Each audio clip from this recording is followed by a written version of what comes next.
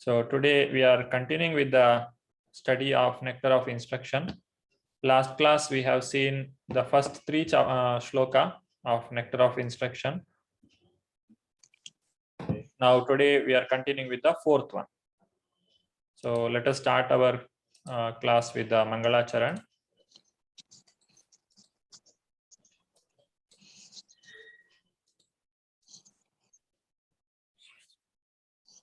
Om Ajnanatimirandhasya Jnananjanashalaakaya Chakshurunmilitam Yena Tasmai Shri Gurave Namaha. Shri Chaitanya Manobhishtam Sthapitam Yena Bhutale Swayam Rupa Kadamahyam Dadati Swapadantikam. Vandeham Shri Guru Shri Yuta Padakamalam Shri Gurun Vaishnavamscha Shri Rupam Sagrajatam Sahagana Raghunathanvitam Tam Sajivam Sadvaitam Savadutam Parijana Sahitam Krishna Chaitanya Devam Shri Radha Krishna Padan Sahagana Lalita Shri Vishakhanvitamscha.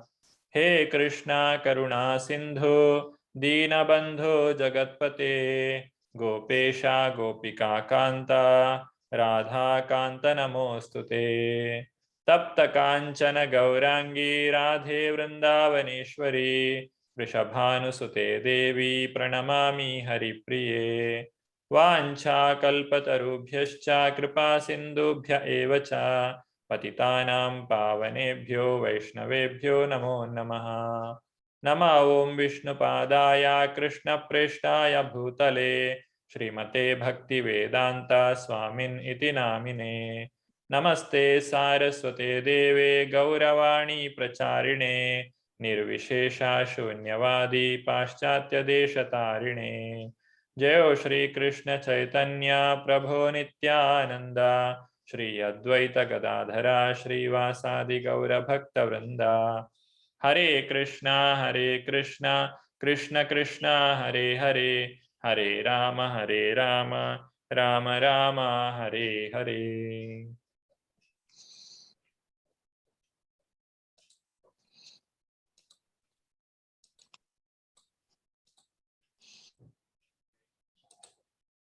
I welcome all the devotees for today's class. This is a Nectar of Instruction or Upadeshamrita class organized by Shri Radha Govinda Temple, ISKCON, Mangalore. We offer our humble obeisances to Srila Prabhupada for giving us this invaluable nectar. Let us also offer our humble obeisances to Shri Radha Govinda, by whose mercy we are able to conduct these programs and for whose pleasure all these activities are done. Shri Radha Govinda ki jai.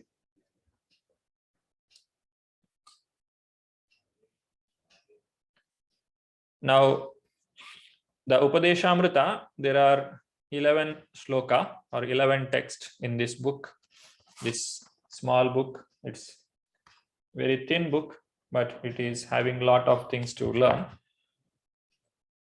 So in the first 7 shloka, it can be considered as Vaidhi Sadhana Bhakti. These are another way of categorizing Vaidhi Sadhana Bhakti. Text 8 is talking about Raganuga Sadhana Bhakti, and 9, 10, 11, it's talking about Bhava Bhakti and Prema Bhakti. So what are these different types of Bhakti? Why there are so many categories in Bhakti? This is the Sadhana Bhakti or Vaidhi Sadhana Bhakti means the word sadhana refers to practice. When we come to spiritual life, or when we understand the value of or importance of spiritual practice in life, in the beginning, we will not be having so much of inclination for the practice, or we may not like it, as we cannot directly change our lifestyle at a time to the highest level or highest stage, to the advanced level. So for that, the Acharya or the spiritual master will give us the step-by-step method in which we can advance slowly, so that gradually we can achieve perfection. So in that, the first step comes the Vaidhi sadhana bhakti. So at this stage, the person or the practitioner who does spiritual practice, he will be doing it only on the order of spiritual master. It is not because he likes it, or it is not that he gets some pleasure in doing that. He will be doing just on the order of spiritual master. So that is called as Vaidhi sadhana bhakti. Just like getting up early in the morning. So somebody may not have practiced it for a long time. Then suddenly he have to get up in the early morning. It may not be possible, or voluntarily he may not be. It may not like. He may not like it, but still, as an order, he has to do. That is called Vaidhi sadhana bhakti. It is vidhi.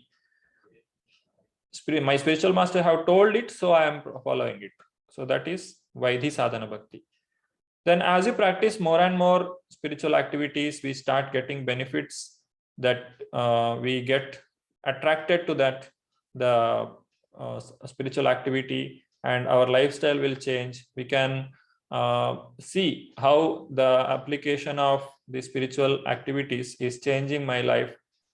So that then we get a kind of attachment to the sadhana or the practice. That's called raganuga. Then getting up early in the morning is a way of life for you. It's no more pain. So you like it and you will not never miss it. So that becomes raganuga sadhana bhakti.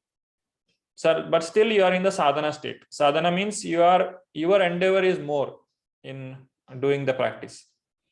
Then bhava bhakti and prema bhakti, this is the highest level, where the prema bhakti is the goal, where we get the love of Godhead, love of Krishna, the real awakening of the love. It is actually present in everyone's heart. Nitya siddha Krishna bhakti sadhya kabunaya shravanadi shuddha chitte karayudaya. Just like small child, if it wants to walk, the walking energy or capacity is already there in the child. But somebody has to make it practice, so that the child will, a child by the age of 1, it will start walking. So even though the energy is there, even though the skill is there in the child to walk, somebody has to hold the child in the beginning to walk. Similarly, the love of Godhead is present in each and every living entity, but it is now covered with the lust and so many other things, anarthas. It has to be cleared. So when everything gets cleared, then our bhakti or the devotion to the Lord, it comes in the pure form. That is prema bhakti.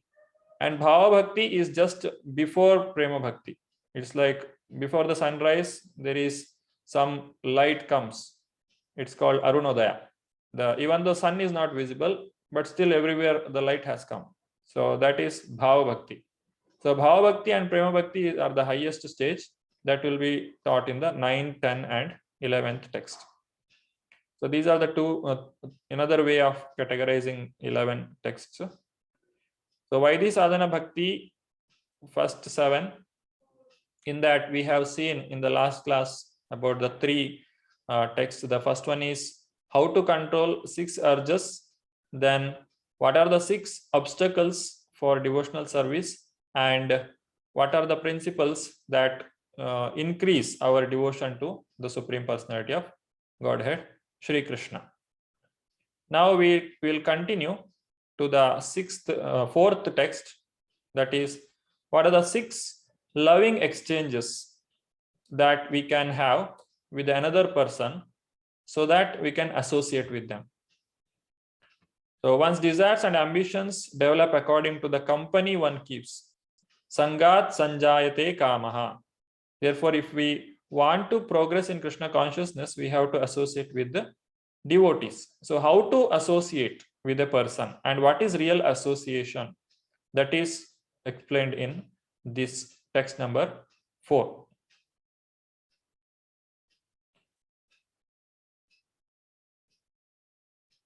Okay. So the Sanskrit text is not clearly visible here, but you can read the English one. If you have the book, you can open the book also. It is text number 4. Dadati pratigrahnati गुह्यमाख्याति पृच्छति भुङ्क्ते भोजयते चैव षड्विधं प्रीतिलक्षणम्. Translation: offering gifts in charity, accepting charitable gifts, revealing one's mind in confidence, inquiring confidentially, accepting prasada, and offering prasada are the 6 symptoms of love shared by one devotee and another.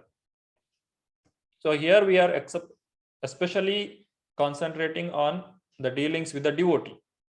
But this is also practical or also true even in the among the materialistic people. So what are the 6 things that we do if we want to have priti lakshana, or if we want to associate with another person? Giving charity to devotees. We give charity to devotees, like whatever possibility, whatever we can spend our time for the service of the Lord, or we can go to the temple and we can do small services, or people give their hard-earned money, small amount of money can be given in charity. In this way, some people give the land for the construction of the temple. Some people give flowers. All these things comes under the charity, whichever used for the service of the Lord. Second one is accepting from the devotees whatever they may offer in return. So when we give something to the Lord or to the devotees, they will give something back. That's called prasada. So when we go to temple, we get very nice, delicious prasadam. For it will purify us, and we get the nice darshan. We can have the beautiful form of the Lord we can see, and the temple creates an atmosphere where people can come and they can spend time there, so that they can elevate their consciousness. And the temple also organizes the discourses about the spiritual subject matter. So all these are what we get in return. Then opening one's mind to the devotees.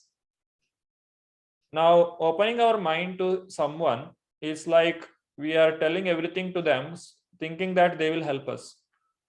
So if we put our faith in devotees, so that we can open our mind to them, so that they will give suggestion for us, our problems in spiritual practice.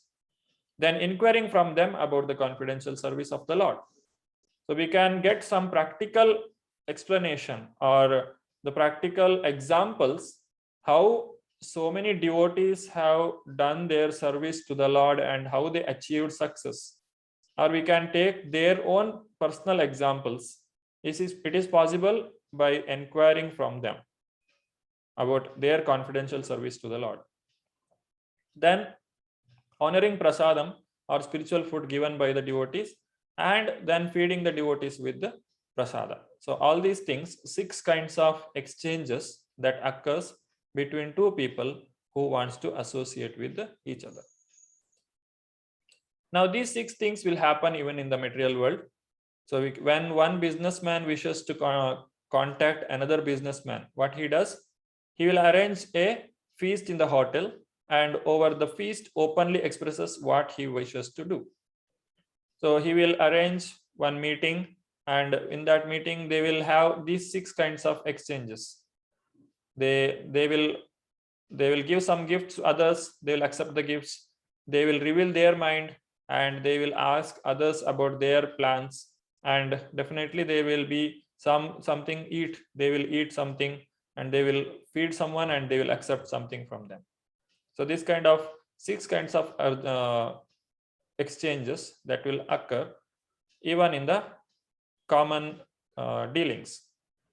So this kind of dealings happens even among devotees. You can see here. So Srila Prabhupada is giving lecture.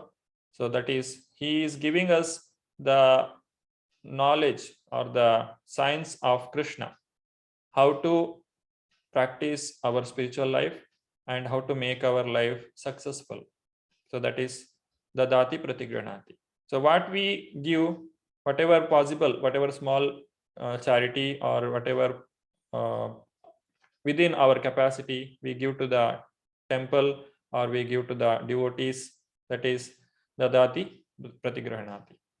Guhyamakyati pritchati. We will reveal our mind to the devotees and we will ask them for guidance. And the bhungte bhojayate chaiva. There is no comparison how many varieties of prasadam that we get in ISKCON temples. That is, you can see here, so many varieties of prasadam will be served to the Lord every day. And this is a festival time. And it will be given to the devotees. So 6 kinds of loving exchange between the devotees. Now let us see them one by one. First one is charity or gifts. So the greatest charity that we get from our spiritual master is the Harinam or holy name, which purifies all of us. Every living entity, it will purify. And the prasadam is the easiest way to preach. If you want to make someone Krishna conscious, it is very difficult to tell them to chant in the beginning itself, or reveal the teachings of Bhagavad Gita at the first meeting itself. It's very difficult. But giving a prasadam is very easy. Anybody will accept whatever prasadam we give. So give them prasadam. Then the grahastas or family holders or householders, they have to give. It is given the instruction by Rupa Goswami, who is the author of this book. He has told the 50% of the savings, whatever we do, we have to give it in charity for a good cause, that is for the spreading of Krishna consciousness throughout the society, so that entire world can become Krishna conscious. So this is what Srila Prabhupada also told in his book. Here also we can see the fruit vendor. She is giving fruit to Krishna. So what happened once when Krishna was in Gokula, this fruit vendor, she came to Gokula and she was selling these mangoes. Now Krishna wants to buy some mango. So what he did, he took some small amount of grain, because on those days they were exchanging the commodity. You give some grain to her and she will give fruits, like that. There was no always they were not using currency or gold coins. So in that way, Krishna brings some small amount of rice, but his hand was so small and the rice was falling on the way also. So only few grains it reached that fruit vendor, and he gave it to her. She accepted that few grains of rice, and she filled his hands full of fruits like this. So as many fruits she could keep on his hand, she kept everything. But if you see here in the basket, this is not mango. See, it's filled with jewels. That means Krishna gave her back a basket full of jewelries. It is gold and so many valuable jewels that's present in her basket now. She has not yet absorbed it, but Krishna has already given. So when she is ready to give everything to him, Krishna also gives gives back. So he reciprocates. And this is the greatest gift that Srila Prabhupada has given us. He has given the Srimad Bhagavatam and Bhagavad Gita and all these literatures, the Nectar of Instruction, Ishopanishad. So many books, more than 60 books he has written, which will guide us completely. Whatever needed for our progress in spirituality, everything is given by Srila Prabhupada. There is nothing more to be known. Srila Prabhupada told, if you read my books, you are perfect. There is nothing to search outside. It's enough. It's completely sufficient. Next comes about confidential talks. So what is the importance of confidence? We talk about the challenges, because everyone will have different challenges in their spiritual life. So that we have to reveal to the spiritual master. Then he will give us the guidance. And we hear from the spiritual master the live examples of devotees and Krishna, how Krishna reciprocated with the devotees. Those examples are very important. How Prahlad Maharaj, when he was tortured by his own father, still he was continuously remembering Krishna, and how Krishna came and helped him and Krishna protected him. How Gajendra, at the time of death, at the time of danger, he remembered Krishna and he went back to Krishna. And how Ajamila, even though he was so sinful, at the time of death he called his name, the name of his son Narayana, and he got another chance for practicing his spiritual life. Like this, there are so many examples that is given in the scriptures. And it is not Prajalpa. Prajalpa means we are talking about mundane things, about the news or cricket or movies, which are not sometimes most of in movies and all, it's most of the time it is just imagination. It is not at all practical. One person hitting 20 people or 100 people, it is simply imagination and it is simply time waste. So that is Prajalpa, or a temporary knowable news. You can know it. You just have to know that there is no curfew in the city today, or today is it a working day or holiday, or what is happening around. Is it some small kind of news you may know, but completely spending 4 or 5 hours in reading newspaper is simply Prajalpa. It is waste of time. Then talk as a gift for others. So whatever we speak, we should take it as an opportunity to preach. Every day we meet so many people. We may meet while traveling or in our workplace or wherever we go, we meet so many people. So as much as possible, we should talk about Krishna, or we should talk about their our activities in Krishna consciousness wherever possible. We can tell, oh, this is Bhagavad Gita class which is happening. If you want, you can register next month. Every month, first week, Monday, they will start. So it goes for 18 days. You can tell this to everyone, irrespective of whatever category they may belong to, whatever caste or whatever creed, whatever they may belong to. It doesn't matter, because this Bhagavad Gita teachings is for everyone. So talk as a gift for others. So that is coming under confidential talk. Third one comes under the prasadam. So the way to a man's heart is through his stomach. So feeding a prasadam with a good quality prasadam. Prasadam is always transcendental, but whenever we offer it to someone, we should see that it is offered in a good condition. Like it should not be too dry or too hard, so that the person may not appreciate it. At the beginning stage, the people will only see it as an external thing, but they will get some sukriti or the pious credit. So the prasadam is very powerful.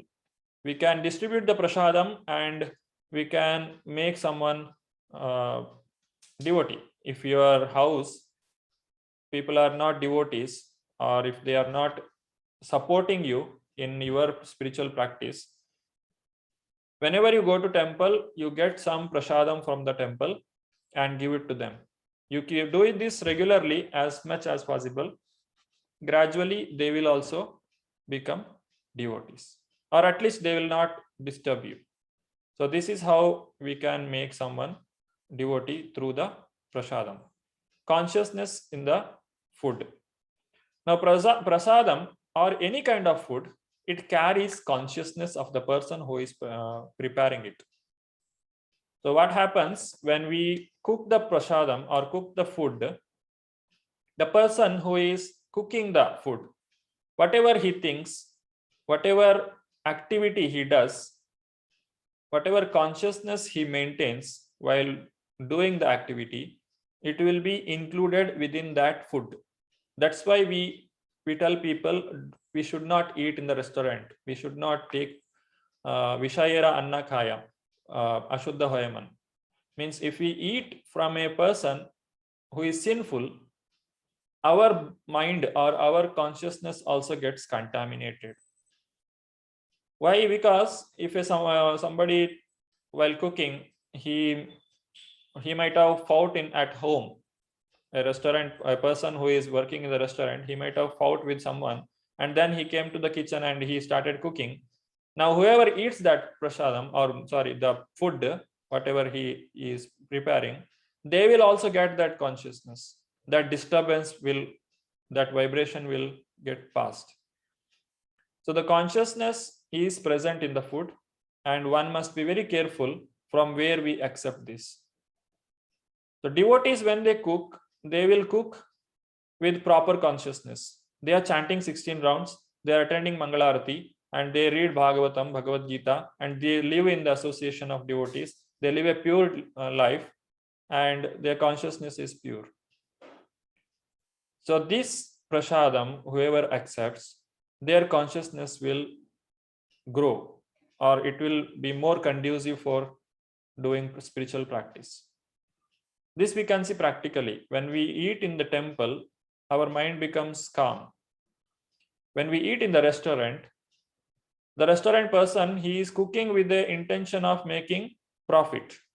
But at home, when mother cooks, she doesn't have that profit making mentality. So that is the one which makes the difference. When we eat in the restaurant and when we eat at home, there is a lot of difference.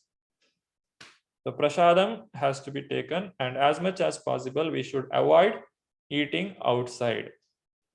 And outside, whatever food we think it may look very delicious, but how they made it delicious is questionable. They will add so many things to it, and their intention is to increase your hankering for that food. For that sake, they will do so many things. But prasadam, or the food at home, even though it is not as much attractive as the restaurant food, or it is not agitating your senses or tongue as much as it is in the restaurant, it is good for health. Next text 5, association. So there are 6 kinds of exchanges between two people who wants to do association. Now, whom we have to associate? So these are the 6 ways we can associate. So these 6 ways we can use it among people who are in material world also, and it can happen even among devotees. But the 5th text is telling whom we should associate and whom we should not associate. So one must select a proper person with whom to reciprocate. So don't do these 6 things with everyone. The kind of Vaishnava that should be chosen as a friend. So devotees, which devotee or what kind of devotee we should associate with? So what are the different categories of devotees? How one should deal with the different kinds of Vaishnavas? Now we should respect everyone. All devotees should be respected. But if you want to make spiritual advancement, then we have to associate with the serious devotees who are really want to progress in spiritual life. We should associate with such kind of people. That is given in this text number 5. Krishneti yasya giritam manasadriyeta dikshasti chet pranatibhishcha bhajantamisham shushrusaya bhajana vijnamananyamanya nindadishunya hridam ipsita sangalabdhya. One should mentally honor the devotee who chants the holy name of the Lord Krishna. One should offer humble obeisances to the devotee who has undergone spiritual initiation, that's called Diksha, and is engaged in worshipping the deity. And one should associate with and faithfully serve that pure devotee who is advanced in undeviated devotional service and whose heart is completely devoid of the propensity to criticize others. So there are three levels of association, or three kinds of devotees that we can categorize. It's called as Kanishtadhikari, Madhyamadhikari, and Uttamadhikari. Now, Kanishtadhikari means whoever it may be, if he has chanted Krishna's name even once with faith, then he is considered as a devotee. For such devotees, we have always our respect. That is, we can mentally honor them wherever we meet them. We can say Hare Krishna, and we have all respect to them. But we are not going to do all these 6 kinds of exchanges with them. We are not going to reveal our mind to them. Then second one, offer humble obeisances to the devotee who has undergone spiritual initiation, that is Diksha, and is engaged in worshipping the deity. So this is Madhyamadhikari, whoever has already taken the initiation, that means he has committed. Initiation means beginning or commitment. A person who has taken oath that every day I will chant 16 rounds without fail. So such people we should offer humble obeisances. We should bow down to them, and we should show always respect to them. And we can take it for granted that these are the people who will serve the Lord throughout their life. So such people are like second category, Madhyamadhikari. And there is another, the highest one, that is called as Uttamadhikari, or Mahabhagavata, or Paramahamsa. Associate with and faithfully serve that pure devotee who is advanced in undeviated devotional service, and whose heart is completely devoid of the propensity to criticize others. The mentality or the situation of a pure devotee or a Mahabhagavata is, he will see everywhere devotees only. Sthavara jangama dekhe na dekhe tara murti, sarvatra haya nija ishta deva spurti. Whenever they see sthavara, that means non-moving, jangama, the moving things, na dekhi tara murti, they will not see their material form. Sarvatra haya nija ishta deva spurti, they will see the Supreme Personality of Godhead everywhere. When Srila Prabhupada went to West, people were there were so many hippies. The place where Srila Prabhupada was staying, so many hippies were living there. So when Prabhupada saw them, he saw them with compassion. He saw what is their condition, and he uplifted them by giving them Krishna consciousness. But anybody else, a materialistic person, goes there, he will see, oh, I got a very good opportunity for my sense gratification. Because these hippies were like lying on the streets, the boys and girls. But when Paramahamsa look at them on a living entity, they will show compassion. So such people, we can do all these 6 kinds of association with them, or the 6 kinds of reciprocation, and we can take Diksha from them, or we can take initiation from such people. So these are the 3 kinds of, or 3 levels of association. So we should be very careful whom we have to do these kinds, 6 kinds of reciprocation. It's called Kanishta Adhikari, Madhyama Adhikari, and Uttama Adhikari. What is the symptom of Kanishta Adhikari? Ekanama. Just one he has chanted Krishna's name even once. Of course, everyone who has come to this class, they all have started chanting. Some people are chanting 16, some people more than 16, or at least some people chant at least 1 round. So Ekanama. So we may not be Madhyamadhikari or Uttamadhikari, but definitely we have reached the Kanishtadhikari level. This much we can understand.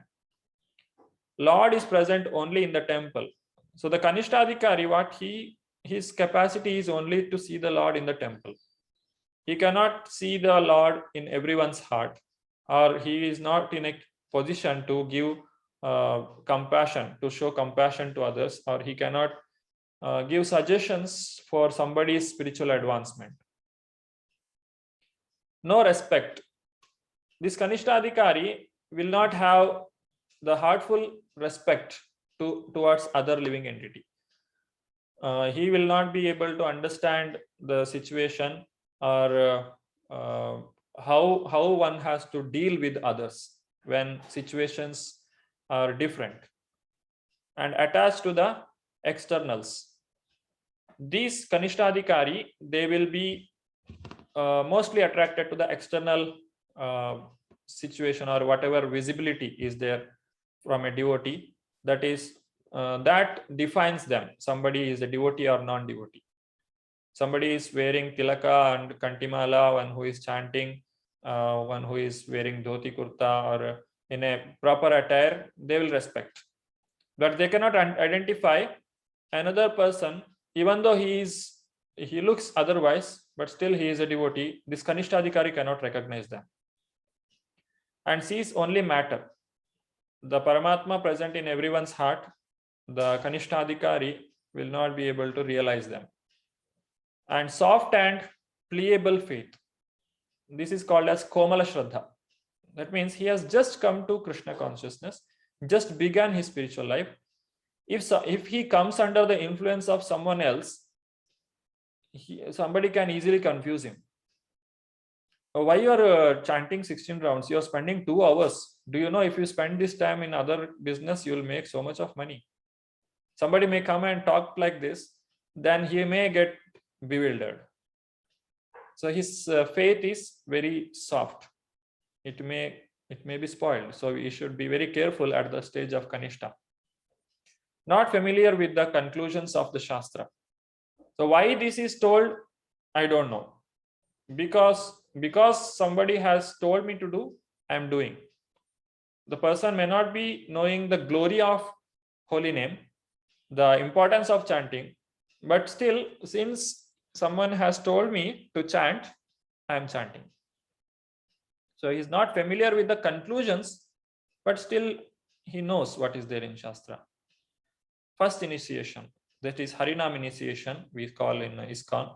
The Harinam initiation, if somebody has taken, he has reached the Kanishtadhikari level.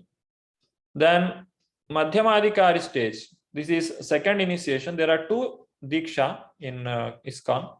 First initiation is called as Harinam initiation. Second initiation is Brahmana initiation. One who has done Brahmana initiation, he is eligible for doing service to the deity or the Archana, or otherwise somebody cannot go and touch the deity or lords. It is not possible. Not supposed to touch the Lord, or dressing the Lord, or offering food to the Lord, Naivedya. In the temple, of course, house you can't do it. That standard is different from temple to house. If you want to do dressing to the deity or offering food to the deity in the temple, then he must be second initiated. And he distinguishes and respects. He is capable of seeing the people in different manner. That means who is a Kanishta and who is advanced, he is able to understand. And he will do 4 kinds of dealings. It's called as Ishwareshu Tadhadineshu Balisheshu Dvishaschucha Prema Maitri Kripa Upeksha Ya Karoti Samadhyama. So Madhyamadhikari has 4 kinds of dealings with the 4 kinds of people. So what are they? Ishwareshu Tadhadineshu Balisheshu Dvishaschucha. So these are the 4 people. Ishwara means the Lord Krishna. Tadhadineshu means the devotees, and Balisheshu means innocent people, and Dvishaschu means the people who are envious or who are inimical. So what are the 4 things he does? Ishwareshu, prema. For the Lord, he has love. Then Tadhadineshu, One who is a devotee of the Lord, for them, Maitri. He does friendship with them. And Balisheshu. Balisha means one who is innocent, who doesn't know anything. With them, Kripa. He will show mercy. So one who is inquisitive to know about Krishna, he will show them mercy. Then Dvishashchusha, one who is against the Lord, or one who is inimical towards spiritual practice. Kripa Upeksha, he will just neglect them, or he will just avoid them. So these are the 4 kinds of dealings. So it will start with Ishwareshu, that is Lord, Ishwareshu, then Tadadineshu, that is devotees, Balisheshu, innocent, Dvishashchucha, envious, Prema, that is with the Lord, Maitri, with the devotees, Kripa, mercifulness with the innocent people, and Upeksha, for envious people. Just neglect them or avoid them. So this is the nature of people who are second initiated, or who are in the Madhyama level. And he is a preacher.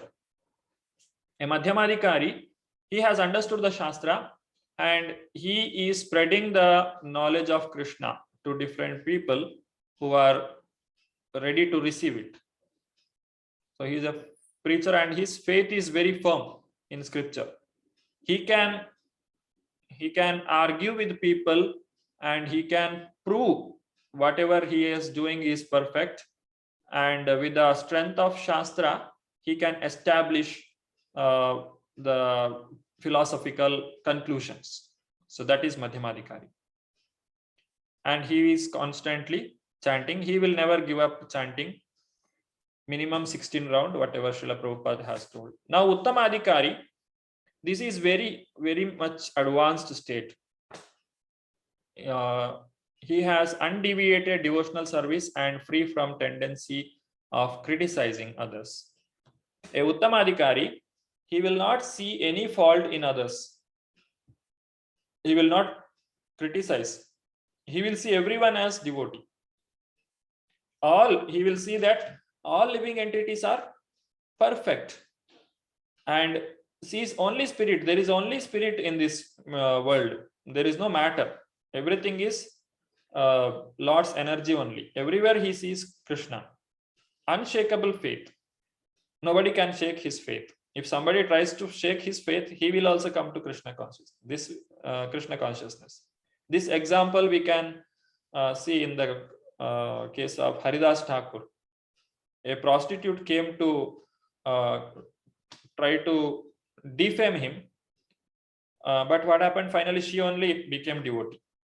So Uttamadhikari, anybody comes in contact with him, even though he is a fallen soul or whatever he may be, he will also become devotee. Just like the sun, Tejesham na doshaya. When the sun comes, everything gets purified. If there is somebody, there is a filthy place where people passing stool and urine also, if sunlight falls on that, the sun will not get contaminated, but the place become dry and all the bad smell, it goes away. And if there is a proper amount of sunlight falls on that place, the place becomes very clean. So that is the power of sun. And he is Atmarama. He will not enjoy any material things. He is always satisfied within himself. He will, like in Bhagavad Gita, it is told Sthita Prajna, the characteristics of Sthita Prajna. Atmanni Atmana Tushtaha. He is always satisfied within himself. And he will inspire others to chant. When Uttamadhikari tells others to chant, he has a lot of energy in it. See, whenever we practice spirituality and then we preach, it has a lot of effect in it. And if we are not practicing, and if we tell others to practice, it will not have so much of energy in it. So another example we see, if a drunkard says that the alcohol is very tasty, it has some energy, so we should not hear from him, because he has practiced it. So we should always keep him away. Similarly, when a Uttamadhikari who has already tasted the nectar of holy name, when he tells that this holy name is really beneficial, you practice it, then it has effect on the other living entities. He can inspire others to chant, and he lifts everyone up. He can one Uttamadhikari can deliver the entire world. He has so much of power because the Lord Krishna has taken shelter at his heart, and he is the real guru. He can preach everywhere. He can make disciples all over the world. So that is the Uttamadhikari. We should do these 6 kinds of exchanges with the Uttamadhikari.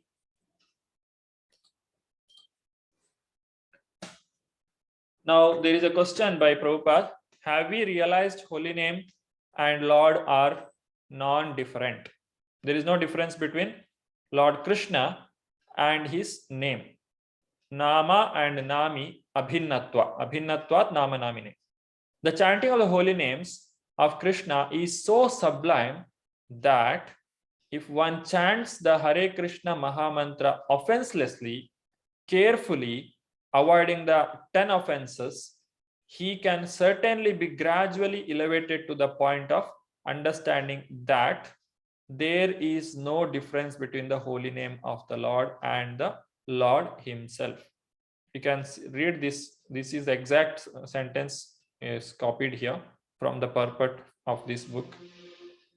So if we are chanting the holy name, and if we understand that Nama Chintamani Krishna Chaitanya Rasa Vigraha Purna Shuddha Nitya Mukta Abhinnatvat Nama Namine. The glory of holy name is unlimited. We can go on speaking about this for hours together, but whatever here it is told that the holy name and Krishna is non-different. They are one. They are one and the same. So we should take the name respectfully. When we chant, we should chant offenselessly. So in next coming slides, we'll see what are these offenses. Who is a proper candidate to advance in Krishna consciousness? So if you really want to advance in Krishna consciousness, if you want to make your life perfect, so one should know for certain that without chanting the holy name of the Lord offenselessly, one cannot be a proper candidate for advancement in Krishna consciousness. So we should put our energy to chant offenselessly. We are making so many offenses while chanting the holy name. We should avoid these offenses. How to grow from Kanishta phase to Uttama phase? So don't remain in the Kanishta level itself. You have to grow to the Madhyamadhikari, at least Madhyamadhikari level we have to reach, and Uttamadhikari is our goal. Everyone begins his devotional life from the neophyte stage, that is beginning. But if one properly finishes chanting the prescribed number of rounds of Harinama, that is 16 rounds, what Prabhupada has told us, he is elevated step by step to the highest platform, that is Uttamadhikari. Srila Prabhupada has designed this ISKCON movement in such a way that any sincere person comes here and practices according to the instructions of spiritual master, he will definitely achieve the goal of life within one lifetime itself. There are many spiritual organizations which will teach you how to do the spiritual practice, but they will not guarantee you that you will be perfected within one lifetime. You may have to do this in so many lifetimes. But Srila Prabhupada has told that if you practice this sincerely, with seriousness, we can achieve the perfection of life within this lifetime itself, because that is the glory of holy name or Bhakti Yoga. We have witnessed that some of our contemporaries who are supposed to be great preachers have gradually fallen into the material conception of life because they have failed to chant the holy name of the Lord. That is, even in there are many examples, devotees who came to Krishna consciousness, they practiced very nicely, they were preaching very nicely, but they become busy and they neglected their chanting. They neglected chanting 16 rounds daily, offenselessly or attentively. Then what happened? They failed, because the energy supplier is this chanting of Hare Krishna. As much as possible, early morning, in the good mood, in a good consciousness, with attentiveness, we should finish our chanting 16 rounds so that it will energize throughout the day. And there is no substitute for chanting. You might have done a lot of service in the temple, you might have done read so many things, so many hours in a day, but it will not qualify you for skipping your 16 rounds. It has to be done. You can't do anything else for chanting. It has to be chanting only. The japa, it has to be done. It cannot be substituted with any other service. Diksha is the beginning of spiritual life. Here we can see in the picture, Srila Prabhupada is taking the Diksha from his spiritual master, Srila Bhaktisiddhanta Saraswati Thakur. So Diksha is required for everyone. Diksha is not a ritual. It is a conscious, gradual process. It looks like a ritual. We see people make Agni, they will make Homa, and they take oath. I will chant 16 rounds. I'll follow 4 regulatory principles. It looks ritual, but unless there is spirit, it will remain ritual only. We have to make it spiritual. Qualifications to take Diksha. Disinterest in material enjoyment. Here, material enjoyment means anything that is done in forgetfulness of Krishna. If we are eating without offering to Krishna, then it is material. If you are eating with after offering to Krishna, then it's spiritual. So if you are not including Krishna in your life, then that is material enjoyment. So he is not interested in that. He is always including Krishna everywhere. Whatever he does, he has Krishna at the center. So that is first qualification. Interested in transcendental subject matter. So you have to show some interest in reading Bhagavad Gita and understanding the philosophy. Unless you know the philosophy, you will not stand in spiritual practice for a long time. Because unless I know that this is beneficial, I will not be able to do it for a long time. That becomes artificial.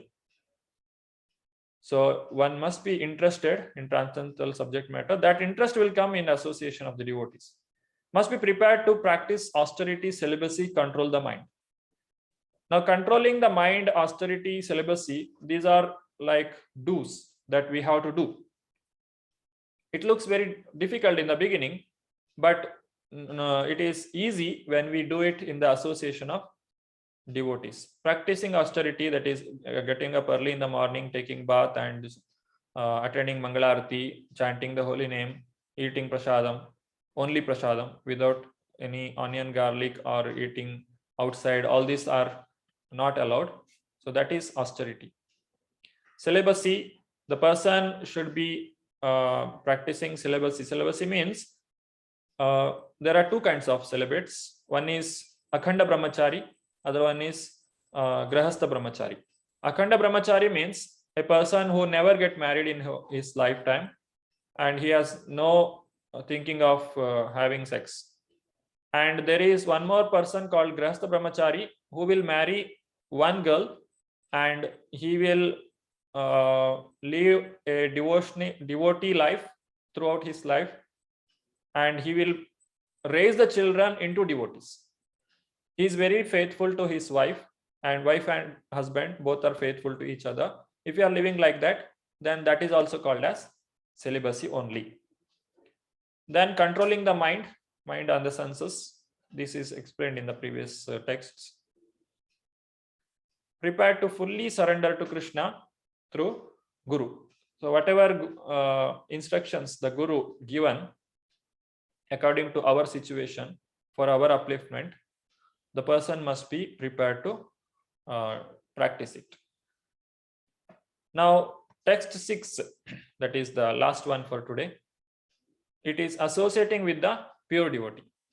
Now, first we understood what are the 6 ways we can associate with anyone. If you want to make friendship with anyone, you can use these 6 techniques.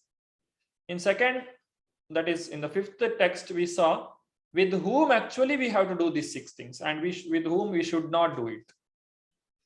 In the 6th text, it is telling how to practice this association. So text 6 is discussing further how we should associate with devotees, especially with the spiritual master who is understood to be transcendentally situated. Now, what should be our mood when we are dealing with our spiritual master or pure devotee or a Paramahamsa or a Uttama Bhagavata or Mahabhagavata? Text 6.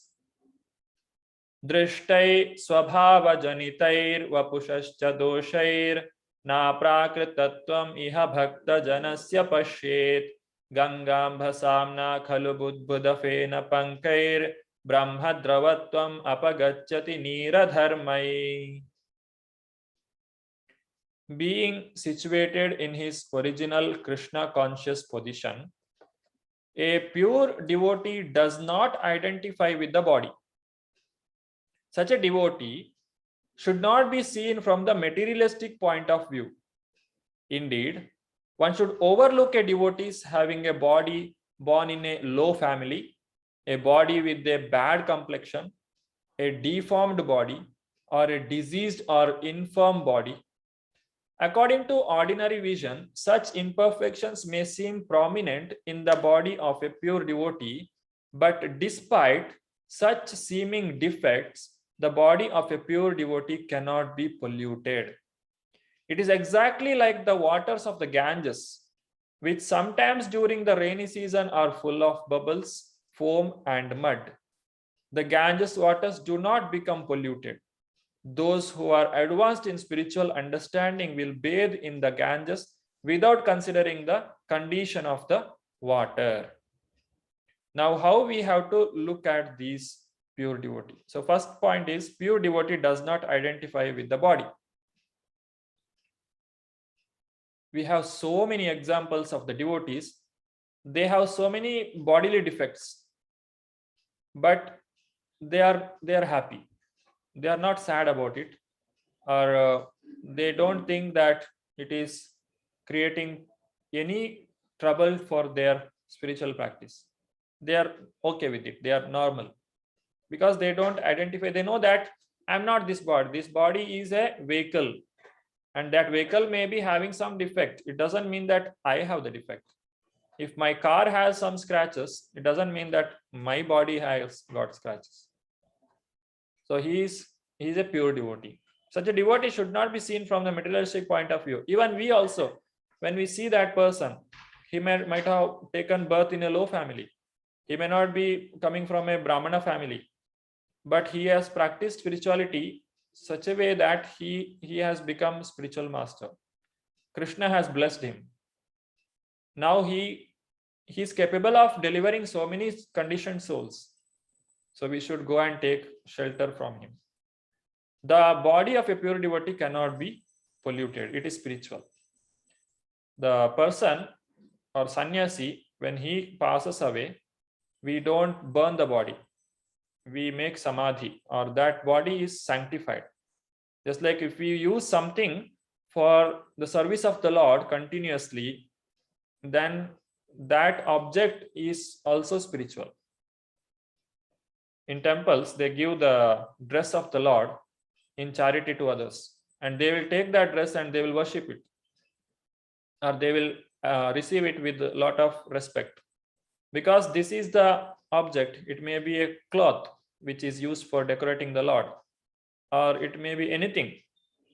Since it is used in the service of the Lord and not used for any other purpose, it is also considered as spiritual. Similarly, a pure devotee, he has used his body constantly for the service of the Lord, so that body is also spiritual.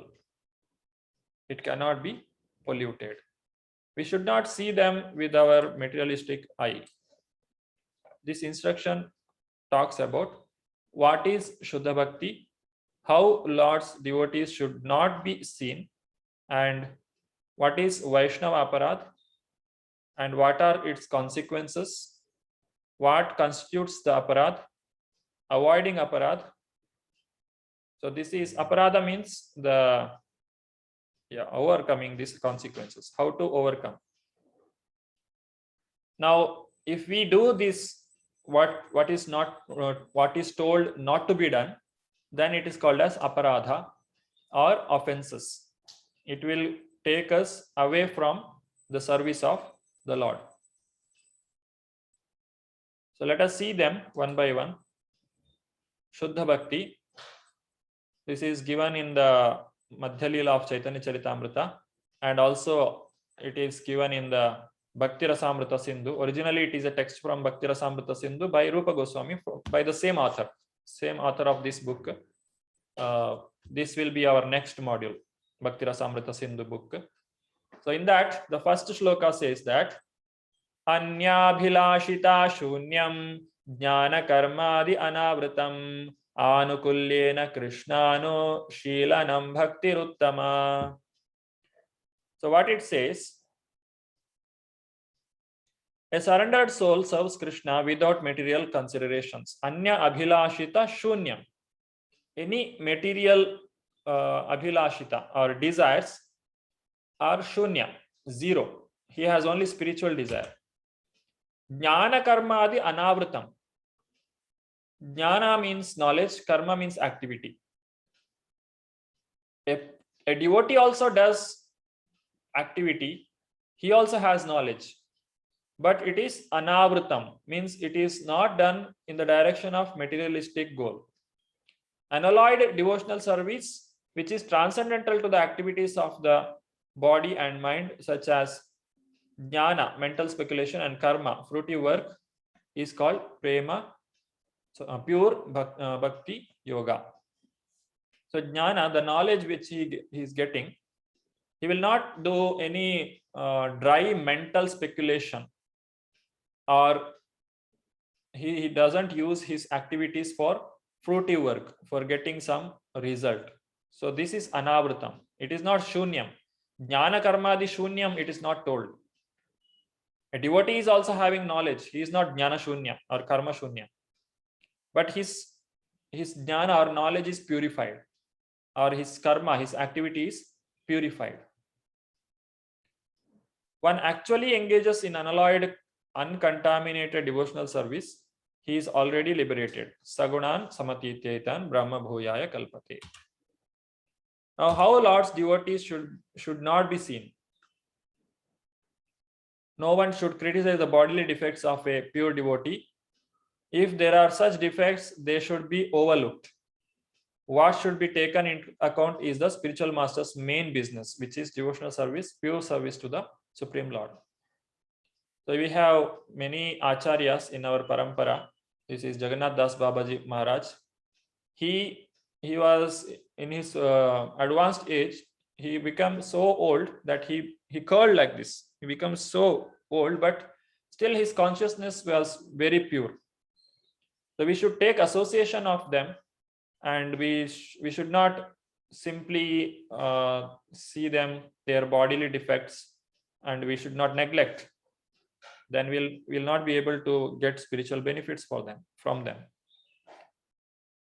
And fault, that is the devotee of the Lord, he may look like doing some activity which is not proper, but as long as he is practicing Krishna consciousness, we should respect them.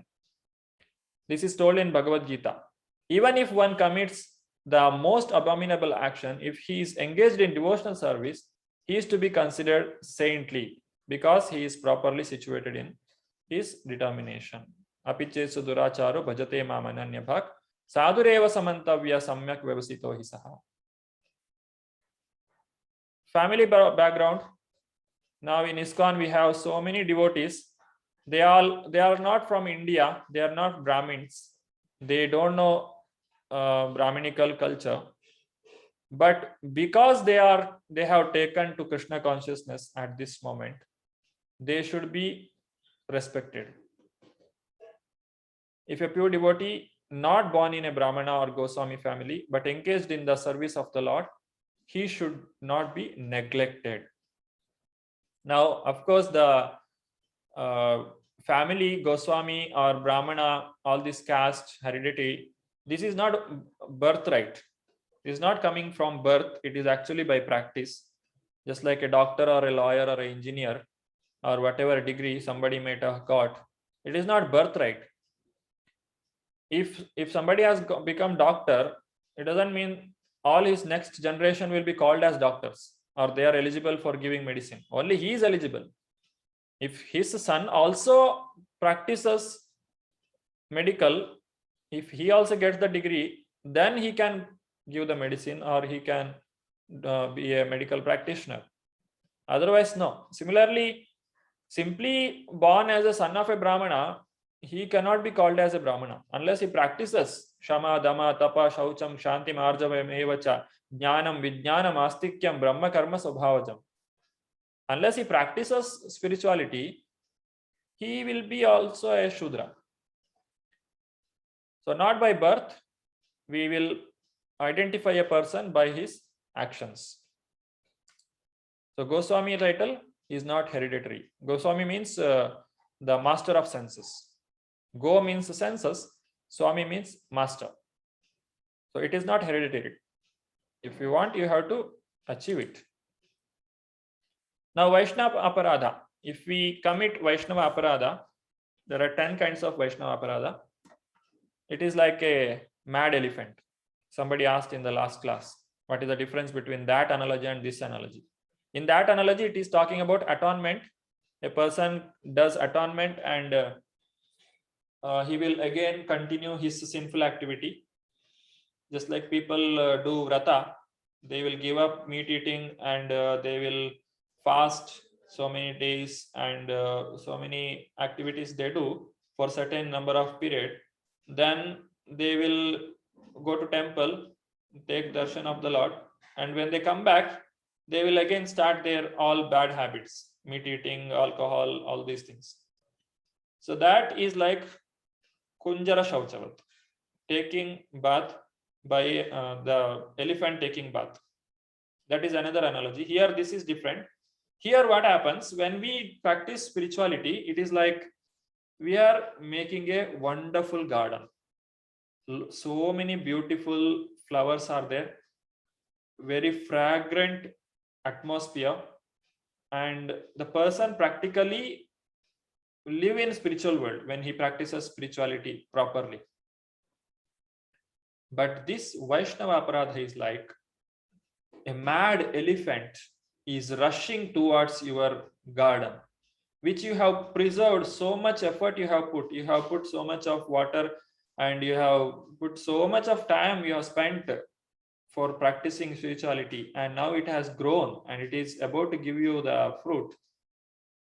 But this elephant, what he will do, he will spoil the entire garden to such an extent that you cannot make out that it is a garden. It will completely get deformed. So that is Vaishnava Aparadha. We should be very careful about this. To blaspheme the devotees who have dedicated their life for the propagating the holy name of the Lord. This is the first offense. The first offense towards the holy name. We should not blaspheme the devotees who are spreading the spiritual knowledge, the holy name of the Lord, who are giving this gift to each and every living entity that is possible. If we are chanting, no, whoever it may be, he may be a human being or an animal, an insect, a bird, everyone gets benefited. When you're chanting, if there is an ant in your house moving around, it will also get benefited. A cockroach also gets benefited. A lizard also gets benefited. In its one lifetime in future, it will also become devotee. And you have the credit. It is because of you, it got that benefit. So that is Vaishnava Aparadha.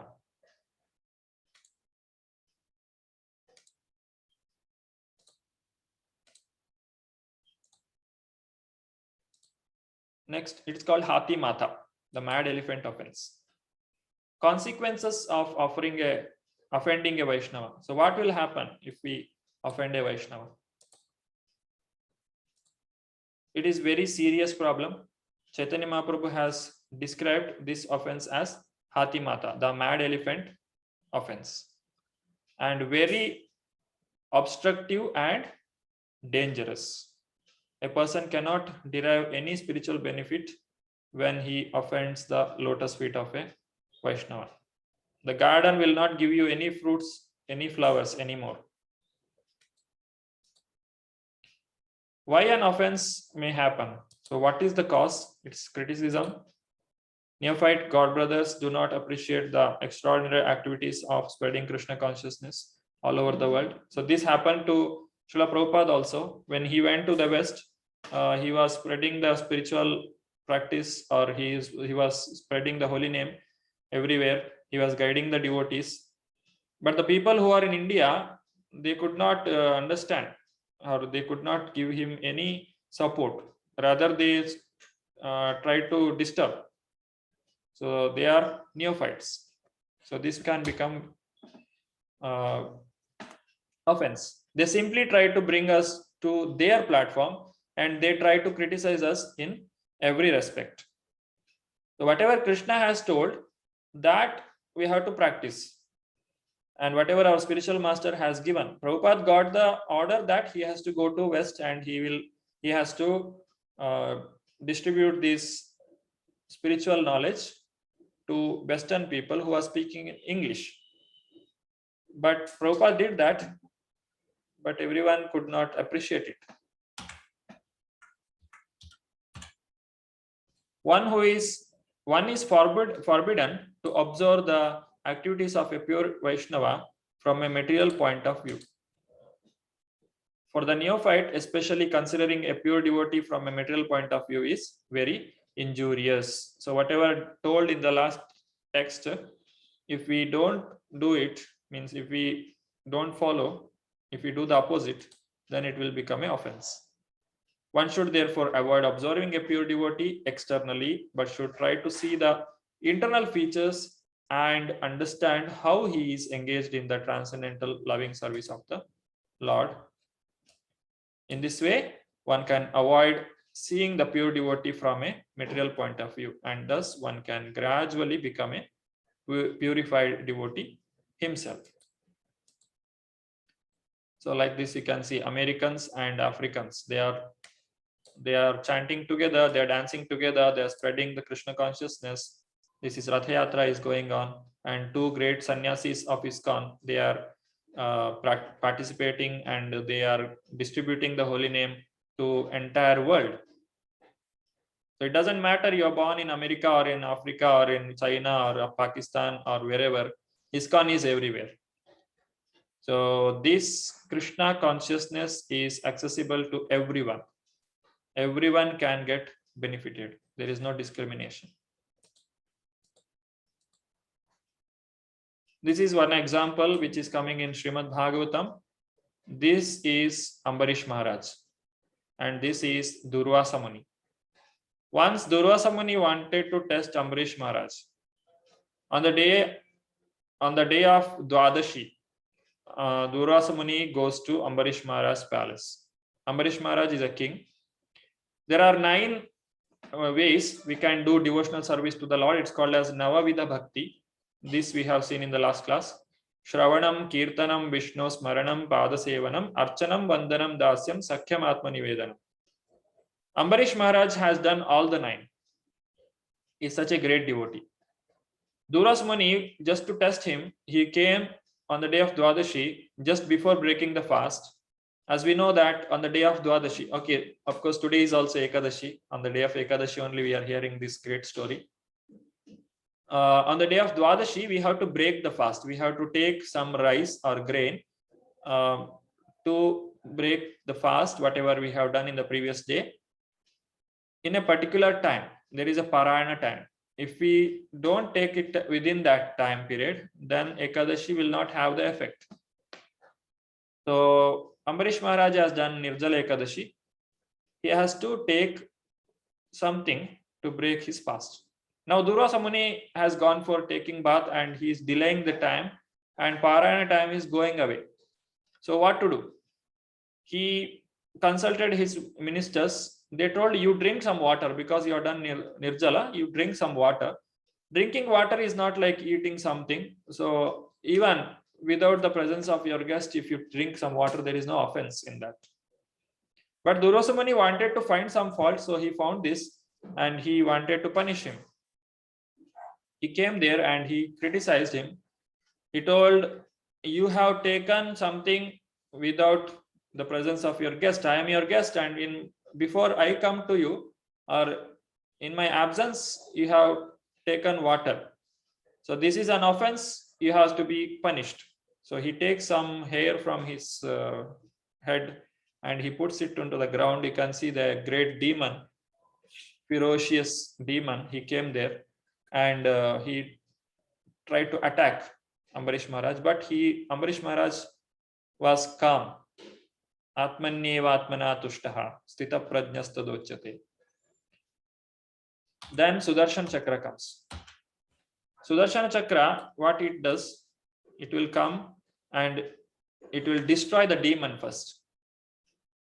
Sudarshana comes and destroys that demon, and then it chases Durvasa Muni. Durvasa Muni runs away. He goes to Brahmaloka, he goes to Kailasa, then he goes to Vaikuntha also for protection. Nobody could protect him. In Vaikuntha, Lord Vishnu says that I am completely under my devotees. So if you go and surrender to Ambarish Maharaj, and if he pardons you, then this Sudarshan Chakra will save you, or you can escape from this Sudarshana. Otherwise, nobody can help you. So you can see Durvasa Muni comes back and falls at his feet like this, Dandavat. Then Ambarish Maharaj requests Sudarshan Chakra, so Sudarshana will stop. So this is how the offense to a Vaishnava can destroy a person spiritually as well as materially. Bodily defects, we should not take the bodily defect of a person. We should not become jealous. Krishna conscious movement is a transcendental science. There is no room for jealousy. As it is told by Krishna in 9th chapter also. Anasuyave. If you want to learn this subject matter of Bhagavad Gita, you should not be jealous. Arjuna is not jealous about Krishna. This moment is meant for the Paramahamsas who are completely free from all jealousy. Paramam nirmatsaranam satam vedyam vastavam atravastu shivadam tapatrayon Srimad Bhagavatam, it is told in this. One should not be jealous whether he is born in a family of Goswamis or has the title of Goswami awarded to him. So there is a category of people who call themselves to be Goswamis. There are many Goswamis, but we cannot accept them as spiritual masters because they have not practiced spirituality. They are only on title. So there is no need of becoming jealous or no need of becoming proud for having the title of Goswami unless they practice it. As soon as anyone becomes envious, he falls from the platform of Paramahamsa. So I'll finish within 5 minutes. Should not be treated as an ordinary human being. Spiritual master should not be treated as ordinary person. Unless one is empowered by Krishna, one cannot spread the Krishna consciousness movement all over the world. So if somebody is doing this activity, it is understood that he has been blessed by the Lord. It is an offense to give advice or correct the spiritual master. It is not the duty of a disciple to correct his spiritual master. The spiritual master also has a spiritual master who will correct him if needed. And it is not at all your responsibility. You have to take advice from him only. The advanced Vaishnava is always situated as the spiritual master, and the neophyte is always considered his disciple. The spiritual master must not be subjected to the advice of a disciple, nor should a spiritual master be obliged to take instructions from those who are not his disciples. So in this way, we have seen the three texts of this book of Nectar of Instruction. 6 ways of dealings, and whom we have to have these dealings, and how to practice, how to see a pure devotee. These things we have learned today. So devotees, if you have any questions, you can ask questions. You can raise your hand or you can use the chat box. I request the admin Mataji to manage. Yes, Prabhu, I am here. Hare Krishna. Hare Krishna. And Prabhu, can you check if you, because I joined late, so is there any direct questions to you or in the chat which has come prior to me joining about No, the heart? no, Mataji. Sure, Prabhu. And devotee Indu has raised a hand. You can unmute yourself, ma. I've unmuted.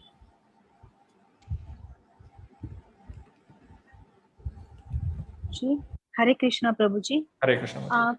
Could you please tell me about the 10 offenses while chanting the Yeah.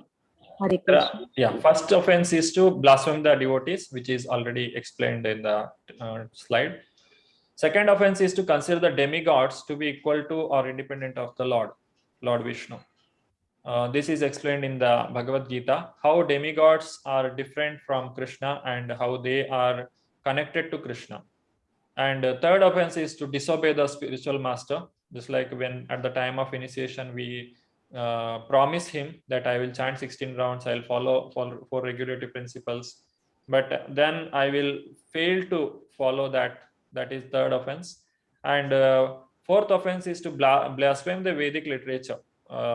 When we don't understand certain instructions in the this Vedic literatures, if we don't consider, or if we blaspheme them, or if we lose faith in it, that is the fourth offense.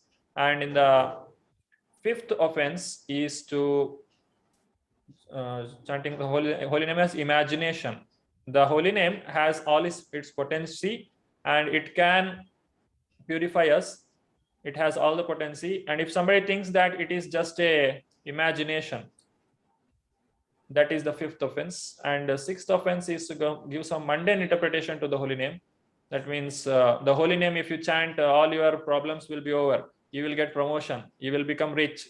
So these are mundane interpretation. That is, some material benefits are there in the practice of spirituality, but that is not the ultimate goal.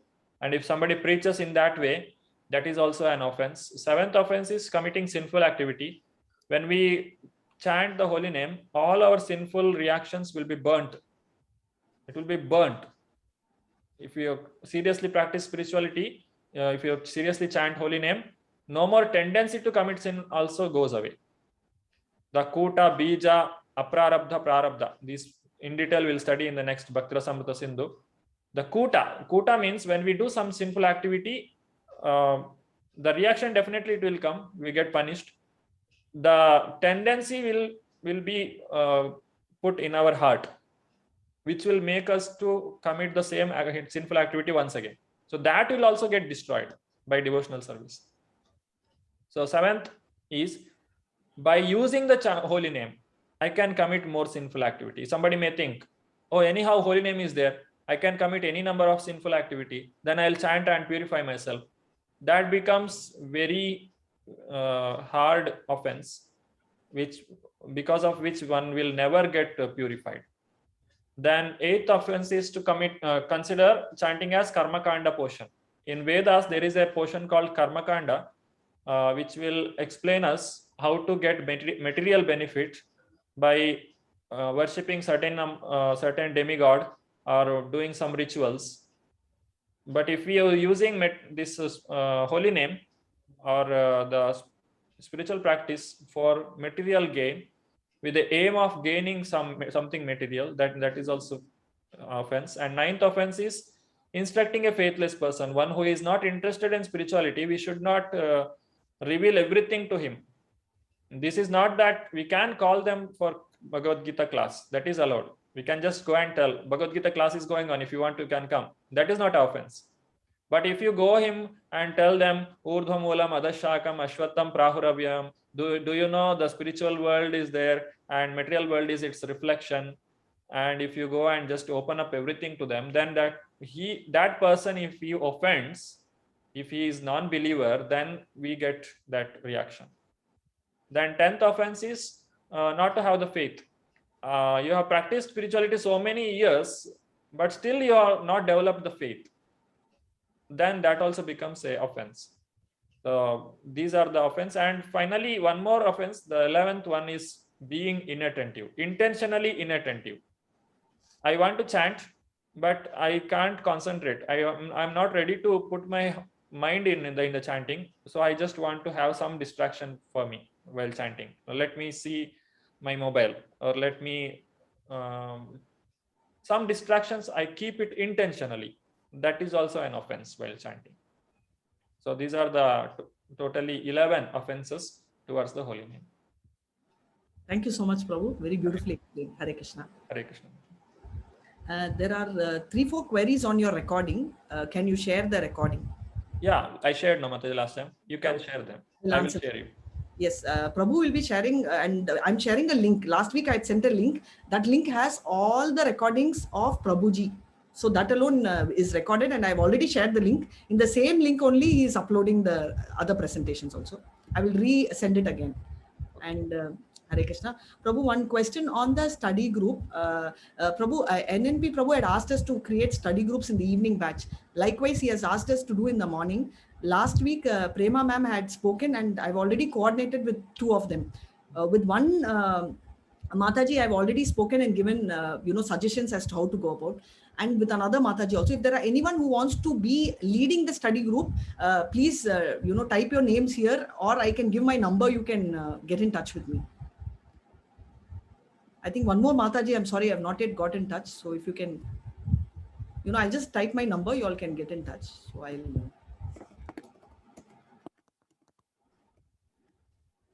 only the leaders who want to who want to be a part of the study group, please get in touch with me. Others actually can get in touch with them, because they will connect to you all, Yeah, leaders will go to Mataji and others will go to the leaders. Yes, perfect. Okay. Thank you. Okay, there are 2 people raised their hands. Shall we take the question? Yes, Prabhu. So sorry. Yeah, no problem. Sarita Mataji. Hare Krishna, Prabhuji. Thank you for the wonderful session. Prabhuji, in the mad elephant offense, so what exactly is mad elephant? Is it our mind that makes us to do things like that? Offense against Vaishnava? Or? The offense itself, the tendency to commit offense, or the person himself, you can say, because he is committing the offense. You can say mind or whatever makes you to commit the offense. The offense is like blaspheming the devotee. When the devotee is preaching, you may see some contradiction, and you directly go and blaspheme him on the face. Okay. Now, who is the elephant? The tendency, the observation, the wrong conclusion, all these things, which made finally explode it as a offense or blasphemy to that devotee, is the elephant. Prabhuji, and one more question. This is not from this one. Like Bhagavad Gita is divided into 3, right? Like Bhakti Yoga, Jnana, and Karma. Yeah. Does this division universally exist, or Prabhupada made this? It's there everywhere, universally. Commonly, it is like told like that only, 3 portion in Bhagavad Gita.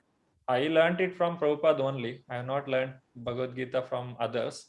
Yeah. But if you see, this is, I don't know whether others have done this analysis, but Bhagavad Gita has these 3 category, because as soon as you reach 6th chapter, end of 6th chapter and beginning of 7th, you can see a lot of difference. 6th chapter is talking about activity, the yoga, and 7th chapter begins with Shravana. Mayyasakta manapartha yogam yunjan madashrayah asamshayam samagramam yatha jnasu tuchron. So immediately there is a shift. And the first step in bhakti is Shravana. 7th chapter, first sloka is also talking about Shravana. So it is exactly matching. Okay. So the conversation also took place like that only. First Krishna and Arjuna, Krishna told about karma and then bhakti, then jnana. Yes. The gradually it is developing, because Arjuna is asking question, no? He is telling Krishna, you already told previously like this. Now how is this? So if that has to happen, that means it has come in order only. Isn't it? Yes, Prabhuji. Yes. Hare Krishna. Thank you so much. Hare Krishna.